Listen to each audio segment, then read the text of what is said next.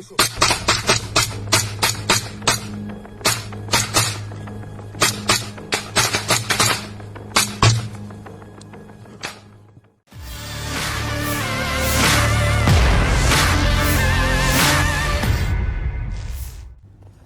rekaman ramai beredar di media sosial Telegram pada Kamis 29 Desember 2022.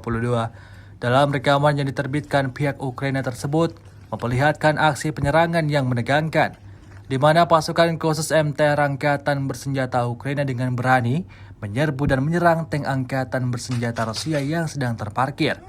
Tampak dalam rekaman rentetan tembakan diluncurkan para tentara Ukraina terhadap kendaraan militer tersebut.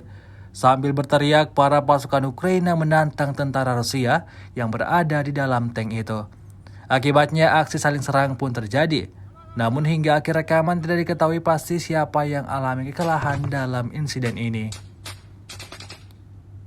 Hari ke-309 Rusia melaporkan 352 pesawat Ukraina, 192 helikopter, 2.734 kendaraan udara tak berawak, 399 sistem rudal anti pesawat dieliminir sejak awal operasi khusus.